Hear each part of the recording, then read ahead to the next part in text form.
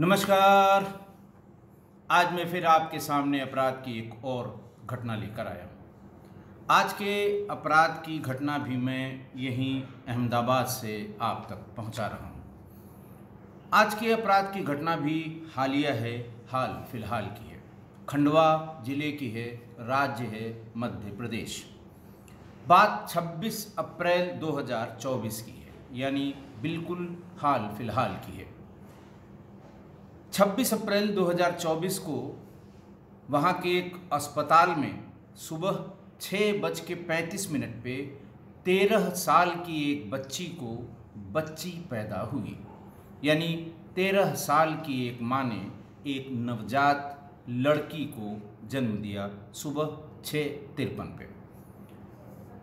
Doctors ने पहले ही admit करते समय जब अपने रिकॉर्ड्स के लिए पेशेंट का नाम, पता, पति का नाम, माँ का नाम, बाप का नाम जब लिखते हैं, तब लड़की की माँ यानी उस गर्भवती लड़की की माँ से पूछा गया कि बच्ची के पति का क्या नाम है।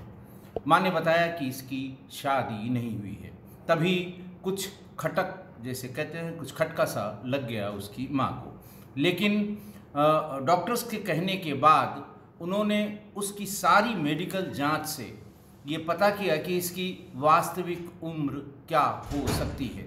वास्तविक उम्र 12 और 13 वर्ष ही बताई गई। जैसे ही डिलीवरी हो गई, पुलिस ने डॉक्टर्स या अस्पताल के प्रशासन ने पुलिस को इन्फॉर्मेशन दी कि साहब, हमारे यहाँ एक ऐसी बच्ची जिसकी उम्र बामुश्किल तमाम 12-13 वर्ष है, एक बच्ची को जन्म दिया है। माँ उसकी ये बताने में असफल है या असमर्थ है कि इस बच्ची का बाप कौन है।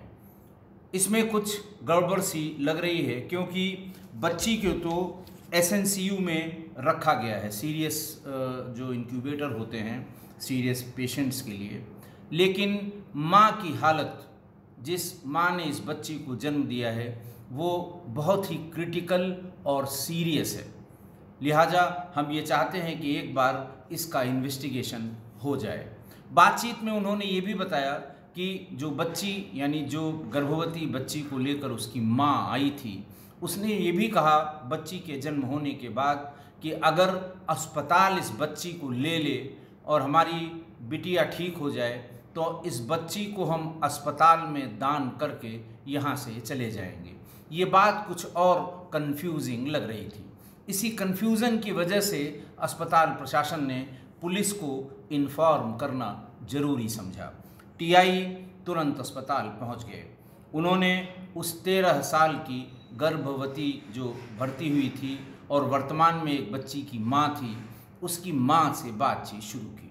देखिए, नाम इसमें, गांव का नाम, ये सब कुछ लेना मेरे लिए संभव नहीं है सुप्रीम कोर्ट की गाइडलाइन से, क्योंकि बहुत ही सीरियस टाइप का या बहुत ही गंभीर प्रकरण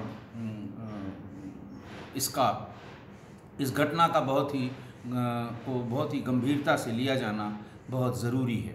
बहरहाल वहाँ पर माँ ने पूरी बात इनको बताई टीआई को। टीआई से बात करने के बाद टीआई ने कहा कि साहब, मैं इस बच्ची से बात करना चाहता हूँ। डॉक्टर से बातचीत की गई और डॉक्टर्स ने ये बताया कि अभी आप इससे बात नहीं कर सकते, जब थोड़ा होश में आ जाए, 24 घंटे बहुत क्रिटिकल हैं, 24 घंटे बाद आप इससे बात कर सकते हैं। 24 घंटे का वेट किया पुलिस वालों ने और 24 घंटे के बाद, यानी ये बात हुई 27 अप्रैल की। 27 अप्रैल को लड़की से कुछ बातचीत करने के लिए डॉक्टर्स ने अलाउ किया। टीआई, महिला कांस्टेबल्स गई थी, महिला सब इंस्पेक्टर थी, सब लोगों ने थोड़ा थोड़ा उससे संभाल कर बातचीत शुरू की और उससे पूछा कि आखिर इस बच्ची का पिता कौन है और इतनी कम उम्र में तुम माँ बनी हो, इसका क्या कारण है। बहरहाल बच्ची पहले तो रोई। डॉक्टर्स ने फिर एक बार बात करने से मना किया कि इसका इमोशनल होना ठीक नहीं है, लेकिन फिर धीरे धीरे बातचीत शुरू हुई। लड़की ने ये बताया कि वो कक्षा 6 की छात्रा है। 6वीं क्लास की वो छात्रा है। और एक दिन मैं अपने घर से सुबह निकली 10 बजे स्कूल के लिए, और शाम को 5 बजे जब स्कूल से वापस घर की तरफ आ रही थी तो रास्ते में ही एक पड़ोसी है, लड़का, उसका नाम धन्ना है, जिसकी उम्र 20 वर्ष है। उसने रोक लिया। रोकने के बाद वो स्कूल के ठीक सामने ही एक खाली पड़ा हुआ खंडहर मकान है, वो मुझे उसमें ले गया और मेरे साथ उसने दुष्कर्म किया। मैं रोती रही, गिड़गिड़ाती रही, चिल्लाने की कोशिश करती थी तो ज़ोर ज़ोर से थप्पड़ लगाया करता था। दुष्कर्म करने के बाद उसने मुझसे कहा कि अगर तुमने इसका जिक्र कहीं भी किया तो मैं तुम्हारे घर को आग लगा दूंगा और तुम्हारे भाई की हत्या कर दूंगा। ये सुन के बच्ची और डर गई। वो घर गई, 2-1 दिन तक फिर स्कूल नहीं आई। फिर माँ ने जिद करके उसे फिर स्कूल भेजा। स्कूल से वापस आते समय धन्ना ने फिर वही किया, फिर उसके साथ दुष्कर्म किया और हर बार यही कहता था कि भूल से भी किसी से अगर जिक्र किया तो तुम्हारे भाई को मार दूंगा और घर में आग लगा दूंगा, तुम्हें पेड़ के नीचे रहना पड़ेगा, फिर मैं देखता हूँ वहाँ तुम्हें कौन बचाता है। 3-4 दिन तक ऐसा करने के बाद लड़की ने बताया कि जब मैं आजीज़ आ गई तो मैंने अपने भाई से ये कहा कि तुम मुझे स्कूल छोड़ने चलोगे और जब स्कूल का टाइम आ जाएगा तो बहुत से बच्चियों के माँ बाप या भाई आते हैं, तुम मुझे वहाँ से लेकर मुझे घर तक पहुँचाओगे। भाई उसका राज़ी हो गया, लेकर वो स्कूल गया और शाम को लेने के वक्त फिर पहुँच गया। रास्ते में ही जैसे उस स्कूल से जैसे ही निकले, उस खंडहर नुमा मकान के सामने धन्ना फिर खड़ा हुआ था। आते ही उसने रास्ता रोका, मुझको और मेरे भाई को गाली दी, फिर एक चाकू निकाला और उससे कहा कि चलो वहीं जहाँ रोज़ ले जाता हूँ। भाई और मैं वहीं चले गए। उसने वहीं चाकू निकाला और मुझसे कहा तुम्हारे सामने ही तेरे भाई की हत्या करूँगा, मुझे लगता है तुमने भाई को सारी बात बताई है। मैं फिर गड़गड़ाती रही कि मैंने भाई को कुछ नहीं बताया, सिर्फ उसे अपने लिए, अपने संतुष्टि के लिए कि हो सकता है उसको साथ दे के तुम मुझे परेशान न करो। इस पर उसने मेरे सारे कपड़े उतार दिए और मेरे भाई से कहा कि अपनी बहन के साथ मेरे सामने दुष्कर्म करो और अगर ऐसा नहीं करते हो तो तुमको मार दूंगा, इसे तो छोड़ दूंगा क्योंकि इसे बहुत दिन तक मेरी सेवा करनी है, लेकिन तुम्हें यहीं मार दूंगा और तुम्हारे घर को रात में आग लगा दूंगा। वो डर गया। उसने जैसा भी कहा था धन्ना ने वैसा किया। उसके बाद फिर मेरे भाई के सामने ही मेरे साथ फिर दुष्कर्म किया। हम दोनों भाई बहन वहाँ से घर पहुँच गए। उसके बाद से मेरा भाई आज तक घर से बाहर नहीं निकला। वो घर के भीतर ही रहता है, वहीं खाना खाता है। माँ बार बार पूछती है स्कूल क्यों नहीं जाओगे, फलाना ये क्यों नहीं करोगे, घर का काम, लेकिन वो कुछ बोलता नहीं, गुमसुम बैठा रहता है। मैंने भी स्कूल जाना छोड़ दिया। 3-4 महीने बाद अचानक मुझे पेट में असहनीय दर्द हुआ। दर्द से मैं रोने लगी। मैं नहीं चाहती थी कि मेरी माँ इसके बारे में कुछ जाने, क्योंकि मुझे बार बार उसकी धमकी याद आती है कि वो मेरा घर जला देगा, मेरे भाई को मार डालेगा। लेकिन असहनीय दर्द से जब मैं रोने लगी तो मेरी माँ ने मुझसे कहा क्या बात है। मैंने बताया पेट में बहुत दर्द है। वो फ़ौरन मुझे लेके पास के एक डॉक्टर के यहाँ गई। डॉक्टर ने चेक किया और चेक करने के बाद मेरी माँ से ये बताया कि इसको 4 महीने का गर्भ है। मेरी माँ वहीं गश खाकर गिर गई। पानी वानी छिड़क के डॉक्टर, उनके स्टाफ ने उन्हें उठाया और ये बताया कि इसे 4 महीने का गर्भ है, लेकिन बच्ची की उम्र बहुत कम है। मेरी माँ ने डॉक्टर के पैर पकड़ लिए और कहा डॉक्टर साहब मैं इसी गर्भ की हालत में इसे घर वापस नहीं ले जाऊंगी, आप इसका पेट तुरंत गिरा दीजिए। लोकल भाषा में मेडिकल टर्मिनेंसी ऑफ प्रेगनेंसी MTP कहते हैं। तो उसको उन्होंने कहा कि इस गर्भ को गिरा दीजिए, मैं इसे लेकर घर नहीं जा सकती। डॉक्टर ने कहा कि देखिए ये संभव नहीं है, एक तो ये 30 दिन से ज़्यादा का गर्भ है, जिसको गिरा पाना कम से कम मेरे बस की बात नहीं है। दूसरा कि लड़की बहुत कमज़ोर है, ऐसे में ये रिस्क मैं नहीं ले सकता। हाँ, अगर आप शहर जाएं तो वहाँ बड़े डॉक्टर, बड़े क्लिनिक और बड़े संस्थान हैं जहाँ आप डॉक्टर से कंसल्ट कर सकती हैं। माँ उस डॉक्टर के पास से मुझे लेके सीधे शहर आई, खंडवा शहर। वहाँ वो डिस्ट्रिक्ट हॉस्पिटल गई। डिस्ट्रिक्ट हॉस्पिटल में उसने जैसे ही ये बात बताई कि ये लड़की है, डॉक्टर साहब ने ऐसा ऐसा बताया है, चेक किया गया और सही पाया गया कि वो 4 महीने के गर्भ से थी। डॉक्टर्स ने वहाँ भी हाथ खड़े कर दिए और ये कहा कि साहब बिल्कुल कतई रिस्क मत लीजिए, बच्ची किसी कीमत पे बचेगी नहीं। एक तो बहुत कमज़ोर है, दूसरा ये करीब 90 दिन से ज़्यादा यानी 4 महीने का गर्भ है। इसलिए आप कहीं हाथ पैर मत मारिए, किसी अनाड़ी डॉक्टर के चक्कर में पड़ जाएंगी। आप यकीन मानिए आपकी बच्ची बचेगी नहीं। फिर बहुत परेशान होकर माँ मुझे लेकर घर आ गई। हम माँ बेटी एक दूसरे से के गले से लिपटकर घंटों सिर्फ रोते रहे। कोई बातचीत हम लोग नहीं कर पाए, न मैं अपनी माँ से कुछ कह पाई, न मेरी माँ मुझसे कुछ कह पाई। घंटों रोने के बाद मेरी माँ ने सिर्फ इतना पूछा कि बेटा ये सब कैसे हुआ और तुमने मुझे बताया क्यों नहीं। फिर मैंने सिलसिलेवार सारी बात बताई और ये भी बताया कि अगर मैं बता देती तो भाई की हत्या हो जाती, घर में आग लग जाती। वो लोग बड़े लोग हैं, दबंग लोग हैं, सशक्त लोग हैं। माँ ने कहा कि ऐसा कैसे हो सकता है, इतनी जाति कैसे संभव है कि कोई मेरी लड़की के साथ इतनी जाति करता रहे और मैं बर्दाश्त कर लूँ। अगले दिन ठीक सुबह मेरी माँ थाने पहुँच गई। थाने पर उसने बताया कि ऐसा ऐसा हुआ है, मैं डिस्ट्रिक्ट हॉस्पिटल गई थी, मैं फलां डॉक्टर के पास गई थी, सब लोगों ने ये बताया कि इस गर्भ को नष्ट किया जाना संभव नहीं है। इसलिए एक तो वो ज़्यादा दिन का है, दूसरा ये कि लड़की बहुत कमज़ोर है। इस पर पुलिस वालों ने कहा कि ये अस्पताल नहीं है, तुम ये अपनी किस्सा कहानी यहाँ बता रही हो, तुम्हें जो करना हो वो जाके डॉक्टर से संपर्क करके करो, हमें ये किस्सा कहानी बताने की ज़रूरत नहीं है।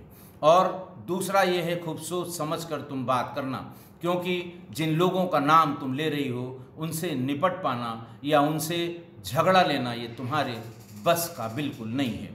इसलिए तुम्हारे जो समझ में आए वो करो, लेकिन नेक राय ये है कि डॉक्टर से जाकर संपर्क करो। बहरहाल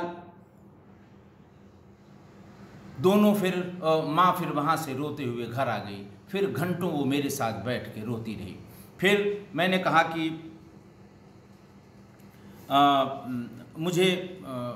मैंने कहा कि नहीं, इसको मैं जब तक ढक सकूंगी। एक ढीला सा स्वेटर पहनती थी मैं, कभी कभी बाहर निकलना होता था तो लोग टोकते थे कि ये इस समय गर्मी में स्वेटर क्यों पहने हुए हो, लेकिन मैं करती क्या, मेरे पास कोई और चारा नहीं था। एक दिन फिर रात में मेरी माँ मुझसे लिपट कर रो रही थी। मैंने कहा अपनी माँ से कि मेरा गला दबा दो और फिर सारी समस्या का समाधान हो जाएगा। माँ फिर रोई और उसने कहा कि नहीं, मैं तुम्हारा गला तो नहीं दबा सकती, मैं सोचती हूँ कि मैं ही अपना कुछ कर लूँगी, मैं खुद आत्महत्या कर लूँगी, अपनी जान दे दूँगी, क्योंकि इस तरह मैं गांव में अपना सर नहीं उठाकर चल सकती, ना अपना चेहरा मैं कहीं दिखा सकती हूँ। बहरहाल सब लोगों ने ये डिसाइड किया कि हम घर के भीतर रहेंगे, घर के भीतर से बाहर नहीं निकलेंगे। लेकिन इसी बीच में पुलिस वालों ने ग्राम प्रधान को ये बात बता दी कि इस तरह से इस लड़की की माँ यहाँ आई थी, धन्ना का नाम ले रही थी और ये बता रही थी कि वो धन्ना से गर्भवती हो गई है। सरपंच घर पे आए और उन्होंने कहा कि फ़ौरन तुम लोग ये घर खाली करके गांव के बाहर जाओ। हमारी पंचायत ने ये डिसाइड किया है कि तुम लोगों की वजह से यहाँ गांव के लड़के और लड़कियाँ खराब होंगे, तुम गांव के बाहर रहो। जब हम पंचायत बुलाएंगे तुमको भी मौका देंगे अपनी बात कहने का। उसके बाद अगर निर्णय हुआ कि तुमको गांव में रहना है तब तुम गांव आ पाओगी, वरना जितनी जल्दी हो सके गांव को छोड़ दो। बेटी ने ये बताया पुलिस को कि हम लोग उसी समय अगले ही दिन हम भाई बहन और हमारी माँ हम लोग गांव छोड़कर अपनी एक रिश्तेदारी में पड़ोस के गांव में आ गए। और अब भी हम वहीं रह रहे हैं। ये बात सुनकर पुलिस महिला पुलिस जो उसका बयान नोट कर रही थी, जो उससे बातचीत कर रही थी, उसका खून खौल गया। बहरहाल तुरंत बलात्कार यानी 376 और पॉक्सो एक्ट की धाराओं के तहत मुकदमा दर्ज किया गया। पूरी टीम पुलिस वालों की गई और धन्ना को पकड़कर ले आई। आते ही पहले पुलिस ने अच्छा सत्कार किया, खूब आव भगत की, क्योंकि लड़की के मुंह से ये बात सुनते। और एक बात और इसमें, लड़की ने जब बयान देना शुरू किया तो वो इतना रोई कि बयान उसका करीब 2.5 घंटे में कंप्लीट हो पाया। अस्पताल में जिस समय वो अपनी बात कह रही थी, तमाम नर्सेस, तमाम और महिलाएं उसकी बात को सुनकर फफक फफक कर रो रही थीं। इसलिए उन महिला पुलिसकर्मियों पे भी इसका असर हुआ और जैसे ही वो उसको धन्ना को ले आए, उसकी पूरी आवभगत वहीं पर शुरू की गई।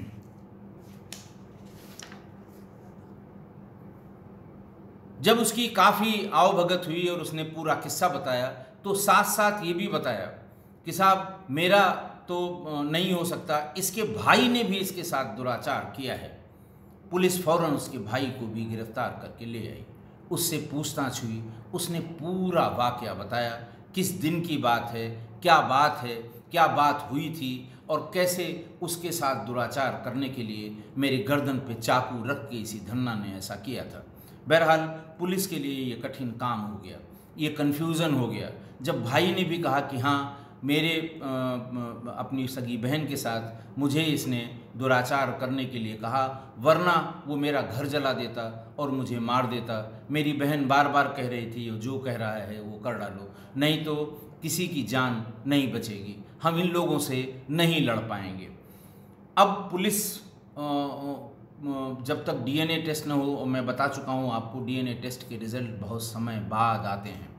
बहरहाल पुलिस ने तुरंत उस नवजात बच्ची का और इन दोनों का भाई और धन्ना के डीएनए सैंपल लेकर भोपाल फॉरेंसिक लेबोरेटरी को भेज दिया है और तब तक के लिए इन दोनों को जेल भेजा गया है। भाई से ये भी पुलिस ने कहा कि तुम कैसे भाई हो, तुमसे ऐसा काम कोई ज़बरदस्ती कैसे करा सकता है, तुमने पुलिस को क्यों नहीं बताया, तुमने अपने घर में क्यों नहीं बताया, तुम भी पाप के भागी हो। इस तरह की बात कह के बहरहाल रेप तो हुआ ही था और बच्ची नाबालिग थी, कोई भी हो, तो इस आरोप में फ़िलहाल उसे जेल भेजा गया है। डीएनए के रिपोर्ट का इंतज़ार किया जा रहा है, क्योंकि अभी कल ही उन दोनों को जेल भेजा गया है। बहुत दिल को दहला देने वाली, मन को कचोटने वाली, व्यवस्था पर सवाल खड़ा करने वाली, पुलिस के बिहेवियर में कोई चेंज क्यों नहीं हो रहा है, इस पर फिर से विचार करने वाली ये घटना थी। आज की घटना, पुलिस की पूछताछ में ये भी खुलासा हुआ कि धन्ना यानी जो उसका अभियुक्त है वो बलात्कारी, वो पॉर्न वीडियो देखने का आदी था और कई दिनों से इस पीड़िता पर उसकी बुरी नज़र लगी हुई थी। कारण ये था कि बेचारे गरीब थे और कमज़ोर थे, उसे डरा धमका कर उसका शारीरिक शोषण करता रहा।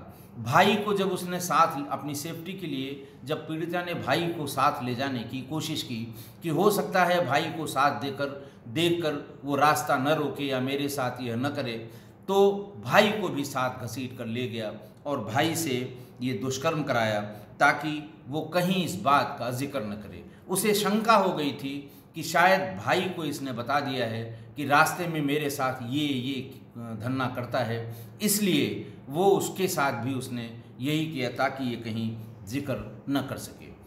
इसके अलावा पुलिस ने सबसे बड़ा पाप किया। इससे बड़ा पाप कोई नहीं हो सकता कि पीड़िता की माँ पुलिस के पास गई, उसने सारी बात बताई कि ऐसे 12 साल की उम्र में वो गर्भवती हुई है और उसके साथ फला ने इतना दुष्कर्म किया है, लेकिन पुलिस ने एक नहीं सुनी। अगर ये उसी समय जब डॉक्टर्स ने 4 महीने का गर्भ बताया, जब वो डिस्ट्रिक्ट हॉस्पिटल को उसको डॉक्टर्स ने सब चीज़ें बताईं और वो अगले दिन ही भाग के थाने पे आई, अगर ये एफआईआर लिख ली गई होती तो पॉक्सो का मुकदमा लिखा जाता और as per directions of honourable supreme court ये बयान हो जाते, मेडिकल हो जाता और उसके तुरंत बाद ट्रायल शुरू हो जाता। हो सकता है जब तक इस बच्ची की डिलीवरी हुई है तब इसका ट्रायल हो रहा होता या हो चुका होता। 3-4 महीने में ट्रायल को निपटाने की बात सुप्रीम कोर्ट ने कही है।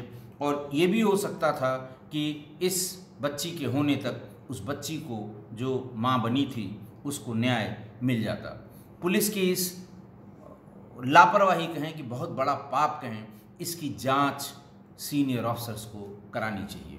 और अगर इसमें जिस भी पुलिसकर्मी ने ये कृत्य किया कि एफआईआर लिखे बिना उनको डरा धमका कर वापस कर दिया, उसके विरुद्ध अगर ज़रूरी हो तो एफआईआर दर्ज करके उनकी गिरफ्तारी भी की जानी चाहिए। कितना बड़ा पाप है ये समाज के प्रति, जो हमारा दायित्व है कि हम अबले कुचले दबे गरीब असहाय इनकी ही मदद अगर पुलिस नहीं करेगी तो किसकी मदद करेगी। और एक महिला ये गुहार लेके आपके पास आई और आपने उसे डांट कर भगा दिया। और ग्राम प्रधान ने तो मानवता को बिल्कुल शर्मसार कर दिया। ग्राम प्रधान यानी सरपंच वहाँ कहते हैं ये निर्वाचित प्रतिनिधि होते हैं। छोटे से गांव के 1200, 1300, 1000, 1500 के आसपास के वोटर होते हैं। छोटा सा गांव होता है, 500, 800 घर होते हैं।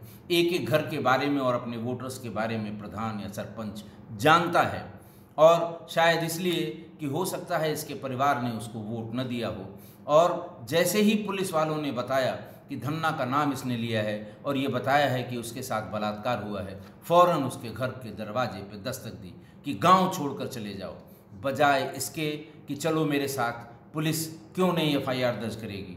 तुम्हारे साथ जाती हुई है, इतनी अबोध बालिका के साथ जो जाती हुई है, वो प्रेग्नेंट हो गई है, इसकी सज़ा इस आदमी को मिलनी चाहिए।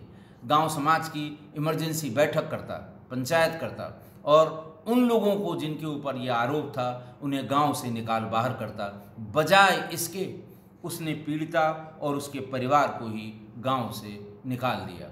इससे भी बड़ा पाप कोई और हो नहीं सकता। इससे भी अधिक मानवता को शर्मसार करने वाला कोई निर्वाचित प्रतिनिधि, जनप्रतिनिधि जो निर्वाचन के थ्रू आया हो, वो इस तरह का व्यवहार अगर करता है तो वो राक्षसी प्रवृत्ति का है। ये सरपंच ने ये जो कुछ भी किया है ये उसका आपराधिक कृत्य है। उसने ये आपराधिक कृत्य किया है जिसके लिए सरपंच के विरुद्ध भी एफआईआर दर्ज करके उसे दंडित किया जाना चाहिए। उसका ये व्यवहार तो कतई न्यायोचित नहीं है। बजाय पीड़िता की मदद करने के, अपराधियों के विरुद्ध कार्रवाई करने के, कराने के या उसकी पैरवी करने के, उसने इन पीड़ित परिवार को ही गांव के बाहर कर दिया। देखिए, बच्ची आपकी हमारी छोटी हो या बड़ी हो, अब देखिए 12-13 साल की बच्ची की उम्र क्या होती है, आदमी इस पर ध्यान नहीं देता। 10-11 साल की उम्र है, बच्ची है, स्कूल जा रही है, स्कूल से चली आएगी। लेकिन ये राक्षस, ये जो काम पिपासु राक्षस गली गली घूम रहे हैं, जिनको मोबाइल ने समय के बहुत पहले जवान कर दिया है, ये किस पर क्या कर देंगे, मतलब अब तो ये कहने में भी शर्म आती है। मैंने जाने कितने इस तरह की अपराध की घटनाएं बताई हैं। होना यही चाहिए कि बच्ची कितनी भी छोटी हो या बड़ी हो, घर से किसी न किसी को उसे जब भी वो बाहर जाए, स्कूल जाए, बाजार जाए, किसी स्कूल के फंक्शन में जाए, साथ में ले जाइए, साथ ले आइए।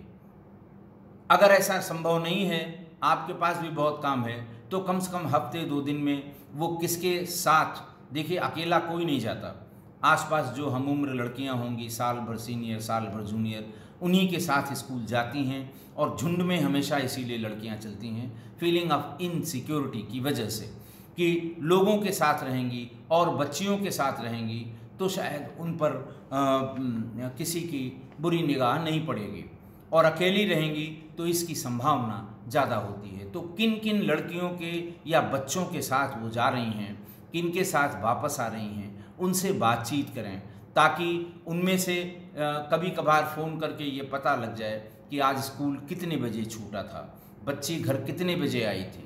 आपको ये दृष्टि रखनी ही होगी। ये किसी को अच्छा लगे या बुरा लगे, लेकिन ये सतर्कता आपको हर हाल में बरतनी पड़ेगी। अगर नहीं बरतेंगे तो आप तो देख ही रहे हैं कि ये काम पिपासु भेड़िए, ये हर समाज में इनकी संख्या बढ़ती ही जा रही है। और ये मोबाइल ने इनको जाने कौन कौन सा ज्ञान दे दिया है कि ये हर समय इनकी नीयत में इस तरह के खोट बसते रहते हैं, और किस पर इनकी नीयत खराब हो जाए इसका कोई भरोसा नहीं है। इनके लिए कम उम्र ज़्यादा उम्र इसका कोई मतलब नहीं रह गया है। तो इसलिए आप सतर्क रहिए, बच्चियों की सुरक्षा अपनी हिसाब से जितनी आपकी सतर्कता है या जितना आप कर सकते हैं ज़रूर करते रहिए। आशा है आप मेरी इस बात से सहमत होंगे। आज के लिए इतना ही। बहुत बहुत धन्यवाद।